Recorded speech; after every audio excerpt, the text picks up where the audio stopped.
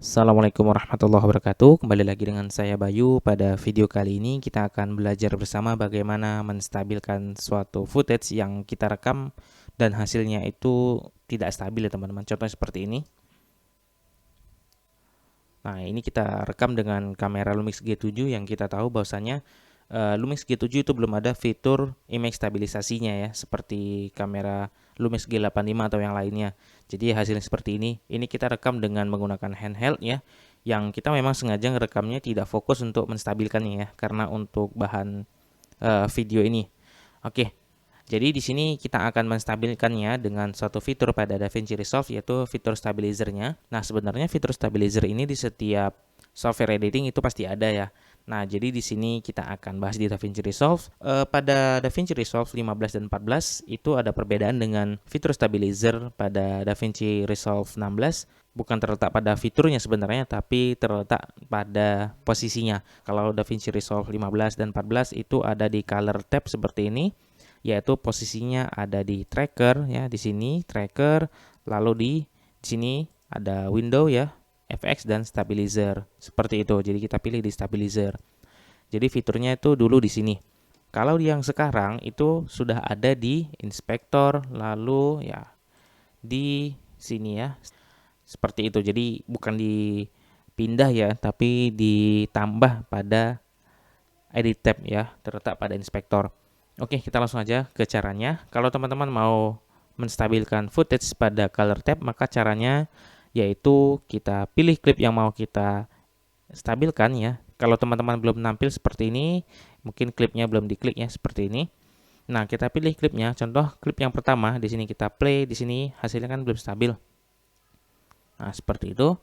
Nah, maka caranya teman-teman pergi ke tracker, lalu di sini pilih stabilizer seperti ini, lalu langsung aja stabilize. Kita klik seperti ini. Nah, maka hasilnya sudah lebih stabil ya teman-teman. Seperti itu. Oke. Lalu kita pilih klip yang kedua, kita langsung aja stabilisasi seperti ini. Oke. Footage-nya sudah stabil ya. Oke. Pada edit tab kita akan bahas lebih lengkap. Oke, di sini kita reset ya, kita hapus ya data stabilizernya. Oke, kita pergi ke edit tab ya di sini. Oke, di sini belum stabil. Nah, teman-teman kita pergi ke inspektor ya di sini, lalu stabilisasi. Nah, untuk mengaktifkan fitur stabilisasinya, di sini teman-teman di klik ya sampai dia merah seperti ini. Nah, oke baik, kita akan bahas ya.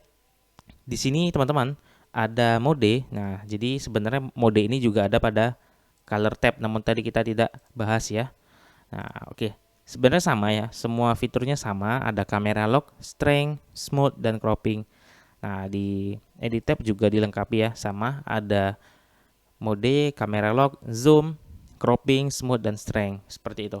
Oke, kita bahas satu-satu. Jadi gini teman-teman, ketika kita mau menstabilkan suatu footage, kita lihat dulu seberapa guncangnya si footage ya. Kalau dia benar-benar sangat guncang, disarankan pakai mode perspektif ya. Namun kalau tidak terlalu guncang, bisa pakai mode translation atau similarity ya. Tapi kalau benar-benar guncang seperti ini, disarankan menggunakan mode perspektif ya. Jadi ini mode yang paling expert, di mana yang distabilkan itu baik itu posisi ya, rotasi, pitch, dan yaw-nya. Seperti itu. Kalau dia pakai mode similarity, dia lebih kepada posisi dan rotasi saja. Kalau dia menggunakan mode translation ya, dia hanya kepada posisinya saja, X dan Y-nya saja. Seperti itu teman-teman. Jadi bukan berarti ketika kita ada suatu footage yang dia tidak stabil langsung kita pilih perspektif ya. Belum tentu, karena bisa jadi nanti malah lebih buruk hasilnya. Maka sesuaikan saja sesuai kebutuhan teman-teman. Lalu ada kamera lock ya. Kamera lock artinya kameranya tidak digerakkan ya. Lalu ada zoom ya, kalau kita menstabilkan suatu footage lalu zoomnya tidak kita centang, maka dia akan seperti ini ya. Teman-teman bisa lihat di sini, coba kita stabilkan footage yang ini namun zoomnya tidak kita centang, kita stabilkan seperti ini, maka hasilnya akan seperti ini teman-teman. Nah, lihat ya, dia tidak mengcrop ya, tidak ngezoom ya. Nah, jadi kameranya seperti ini ya. Kameranya yang bergerak ya, bergerak berlawanan arah pergerakan dari ketidakstabilan tersebut. Nah, makanya disarankan zoomnya ini dicentang seperti ini ya. Jadi lebih terlihat natural ya. Nah, jadi pada dasarnya setiap stabilizer itu pasti nge-crop ya, maju ke depan, nge-zoom ya seperti itu. Nah, kalau kamera log ya dicentang seperti ini, maka ini nggak disarankan ya. Ya, jadi nggak pengaruh apa-apa. Kenapa? Karena juga di sini kita maju ke depan ya. Jadi kamera tidak terkunci seperti itu. Oke, kita hilangkan centangnya. Lalu cropping ratio ini lebih kepada berapa rasio cropping ya yang tadi ngezoomnya, lalu smooth ya. Smoothnya itu seberapa smooth yang akan kita berikan kepada si footage-nya. Namun kita pakai semuanya lebih baik pakai standarnya saja ya, seperti itu. Lalu strength ini istilahnya berapa persen ya kita berikan smooth dan si cropping rasionya. Nah, jadi kita pakai standar saja seperti ini.